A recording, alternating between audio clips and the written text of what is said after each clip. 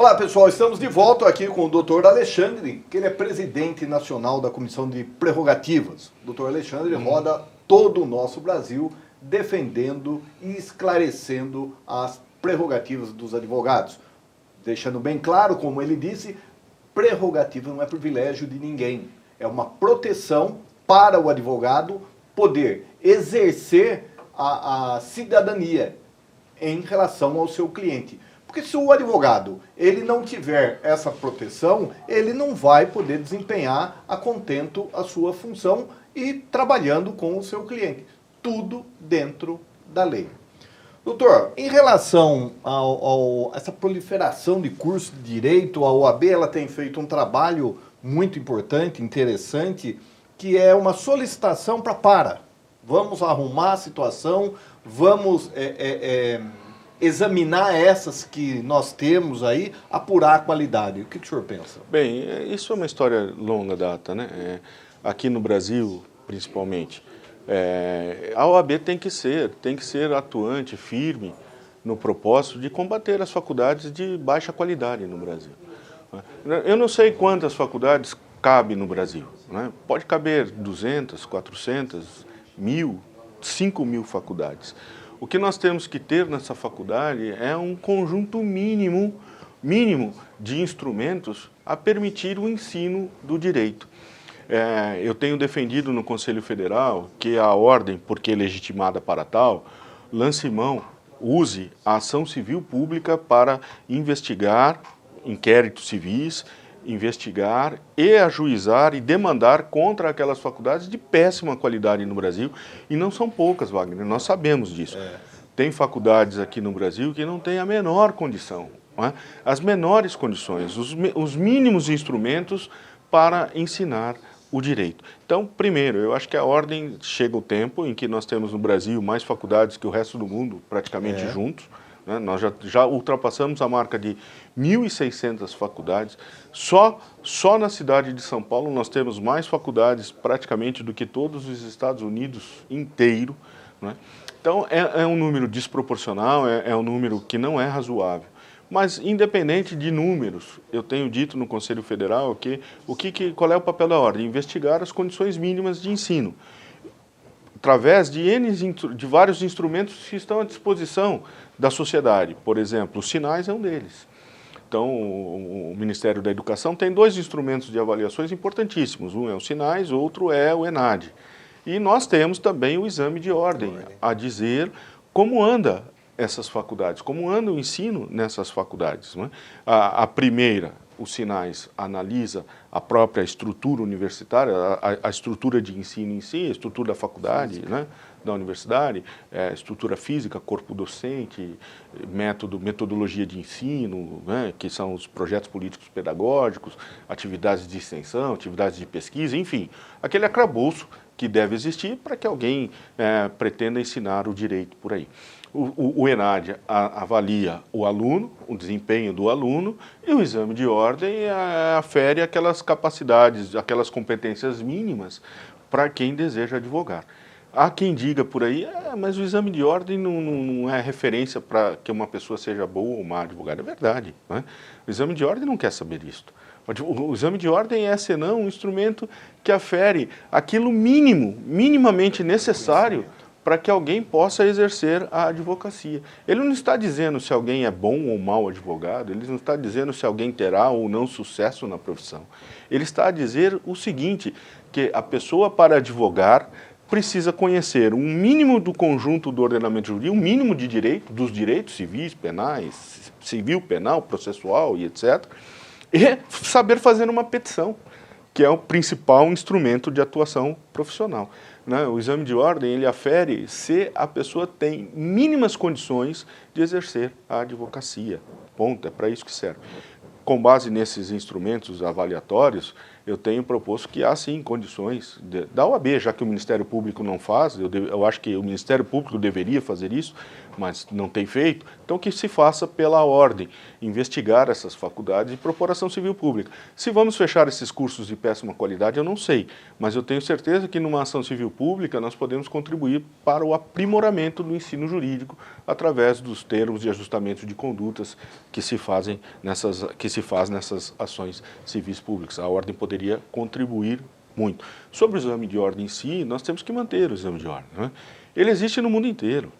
Ele existe nos países desenvolvidos com muito maior dificuldade do que se tem aqui no Brasil. Se nós formos avaliar como é feito o exame de ordem nos países europeus, da Europa Ocidental, sobretudo, nos Estados Unidos e no Canadá, nós vamos verificar que lá a dificuldade é muito maior do que aqui no Brasil. Eu fui professor de faculdade, diretor do curso de Direito da Universidade de Sorocaba por alguns anos e posso atestar na experiência, na prática, como você, Wagner, aquele aluno que estuda um pouquinho passa com uma facilidade no exame de ordem. Agora, aqueles que não estudam, aqueles que não têm o menor apreço para o exercício de uma profissão tão bonita como é a advocacia, não pode advogar. E por isso que nós defendemos o exame de ordem, para que as pessoas que advogam sejam aquelas que demonstrem capacidade mínima de exercer a advocacia, como forma de proteger o cidadão e como forma também de proteger a nossa profissão e, sobretudo, a estrutura do Poder Judiciário. Sim. Né? Eu acho que os juízes de direito, os promotores de justiça, os delegados de polícia querem cada vez mais advogados bem qualificados, trabalhando nas questões judiciais. E por que não fazer o exame da OAB?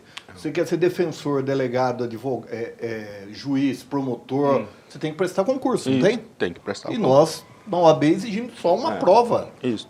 E eu tenho dito até mais. Eu tenho dito até um projeto que pretende acabar com o exame de ordem. Há vários, mas tem um, né, que está encabeçando, cujo relator é o deputado Fábio Tradi, do Mato Grosso do Sul.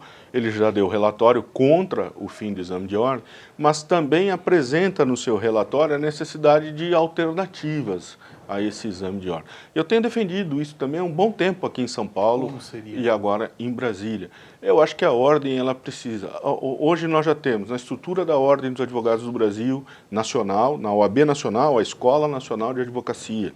Nos estados nós temos a Escola Superior de Advocacia. Então aqui em São Paulo nós temos a ESA São Paulo, nós temos a ESA Nacional, a Escola Superior de Advocacia Nacional. Nós poderíamos avançar, criando aí o tal mestrado profissionalizante, em que o bacharel teria duas alternativas para advogar. Uma é se submeter ao exame ordinário, esse que aí está, não é? O exame comum, o exame já corriqueiro. Uma outra seria, então, ele se matricular nesse curso de mestrado de advocacia e, se aprovado, recebesse, então, um diploma de mestre em advocacia, mestre em direito com especialização em advocacia e a carteira, a habilitação profissional para advogar no Brasil. Eu acho que isto seria uma boa alternativa a esses bacharéis aí que eu acho que a ordem com o mestrado profissionalizante em advocacia como condição ao exercício da profissão contribuiria também para o aperfeiçoamento jurídico daqueles que se lançam e se propõem a advogar. Eu achei a ideia excelente, mas daí, doutor, e o número de vagas? Isso teria que ser por processo de seleção, enfim, são muitos bacharéis. Exato. Né? São milhões de bacharéis no Brasil todo hoje. Mas é bem verdade, Wagner, é bem verdade que muitos fazem faculdade de Direito sem a menor pretensão de advogar. Sim. Né? Então, nós temos 2 milhões de bacharéis hoje no Brasil, aproximadamente, um pouco mais, um pouco menos. Né? Desses 2 milhões, muitos não têm o menor interesse em advogar. Não é? E aquelas pessoas que estão na rede social se manifestando contra o exame de ordem e demonstrando um interesse em advogar, quem sabe essas pudessem, nesses cursos, se aperfeiçoar, aprender o direito, aprender a advocacia. Se não está passando, né? Isso, se não está né? passando o exame, vamos fazer um mestrado. Mas independente de qualquer coisa, é preciso que esses bacharéis que gritam contra o exame de ordem compreendam uma coisa. Para qualquer atividade judiciária que se pretenda, seja ela a menor ou a maior, numa escala de valores de cada um dos nossos telespectadores, né, é preciso estudar muito, muito. Com certeza. O direito é uma profissão que requer daqueles que pretendem desenvolvê-la, muito estudo. É preciso acabar no Brasil com esta ideia de que o direito é uma profissão fácil de ser exercida pelas ferramentas tecnológicas disponíveis hoje, como o Google e etc. Não é isso. Não resolve. É preciso horas de estudos diários sobre aquilo que se quer. E é uma mudança constante. Hoje ainda aconteceu um fato interessante, que tem um livro de lei de licitação comentado do Marçal Justem Filho. E ele não estava reeditando e agora saiu a 2019. Comprei. Chegou hoje. E no sábado, o presidente da República editou uma medida provisória mudando a lei de licitação. Então a mudança é constante. Já vai ter que atualizar o livro novamente. Exato. E ele acabou de editar o livro. Então, se você não estiver...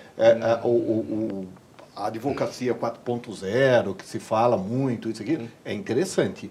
Mas se o sujeito que está atrás não tiver uma visão, não adianta o equipamento.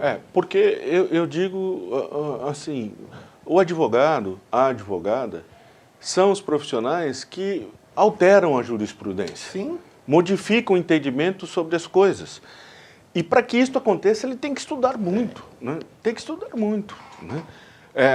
O juiz, para que dê boas sentenças, tem que estudar muito. Né? E hoje nós estamos vivenciando aquela era do mínimo esforço. Mínimo esforço. Então, Cópia-cola. Coloco no Google e vem uma resposta pronta. Mas isto faz a média profissional, mas os grandes profissionais, Exato. Os profissionais de destaque, aqueles que ganham dinheiro, principalmente, são os que estudam e se dedicam muito à carreira profissional. Não dá para ganhar dinheiro com chinelo, calção, numa praia, brisa do mar. Não dá.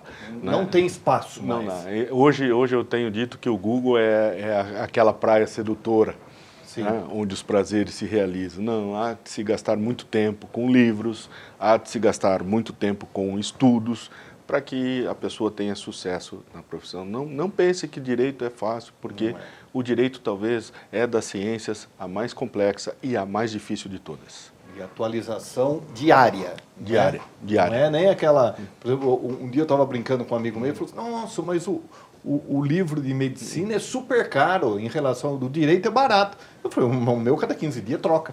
Exatamente. O de medicina nem tanto. Nem tanto. Nem tanto. Doutor Alexandre, chegamos no final do nosso bate-papo, queria que o senhor deixasse aí as considerações finais. Eu agradeço a presença, eu agradeço o convite, eu agradeço o espaço para falar dessas coisas, de prerrogativas, né? Voltando ao tema das prerrogativas, como diz o nosso vice-presidente federal, Luiz Viana, prerrogativas é aquilo que permite o advogado dizer aquilo que as pessoas não querem ouvir. Exato. Né? E a advogada é isso. É aquele profissional que sempre está a dizer aquilo que não querem ouvir. Para que eles possam exercer essa profissão desta forma, para que possam exercer a profissão desta forma, é que existem essas prerrogativas, aquilo que assegura a liberdade do advogado para dizer aquilo que as pessoas não querem ouvir nos dias de hoje. Falamos sobre exame de ordem, faculdade de direito. É necessário que as faculdades de direito no Brasil se aprimorem. Nós precisamos voltar a ensinar ciência jurídica cada vez mais. Não dá para ensinar o direito, como diz o professor Lênio Streck, com prateleiras, com resumos dos resumos e etc. Não é assim que nós vamos formar bons... Tem um artigo muito interessante escrito disso daí, né? É que ele tira sarro dos termos que estão usando, dos processos mnemônicos para tratar do direito. Exato. Direito não é esse ensino de prateleira que nós estamos observando. O exame de ordem tem que permanecer como um instrumento a aferir as condições mínimas de conhecimento para que a pessoa possa advogar. Não é a condição máxima, não, telespectador. Condição mínima. Conhecer um pouquinho dos direitos, direito penal, direito civil, processo civil, e dizer e demonstrar que sabe fazer uma petição. Porque o advogado, a advogada que não sabe fazer petição, não pode ser contratado, não pode exercer a advocacia e não pode ser contratado por nenhum cliente. Sob pena de ele, no futuro, ser processado civilmente por esses clientes, por inépcia e deficiência profissional. Aliás, o que tem aumentado bastante no Brasil, já existem escritórios especializados em processar advogados que erram na profissão. A responsabilidade civil do advogado no exercício profissional, realizando aí pelo mau exercício profissional, escritórios especializados em demandar, em processar advogados por erros, por equívocos, por falhas na advocacia. Importante que se diga novamente, advogar não é uma profissão fácil. O direito não é uma ciência fácil. É preciso todos os dias estudar um pouquinho para ser um profissional da advocacia ou um profissional do direito, promotor de justiça, juiz de direito. Não se faz direito, não se faz justiça com este modelo de prateleiras que está aí no Brasil, que nós precisamos combater, quiçá aprimorar. Doutor, mais uma vez, muito obrigado. Dizer que nós aqui da do Vale TV, a faculdade toda aí do Vale, ela está à inteira disposição da Ordem dos Advogados do Brasil para cursos, palestras, aqui sinta-se em casa. Obrigado. Queria agradecer também o doutor André, o doutor Pedro Fusco, nosso presidente da OAB. E assim encerramos o nosso bate-papo dessa semana. Até a próxima semana.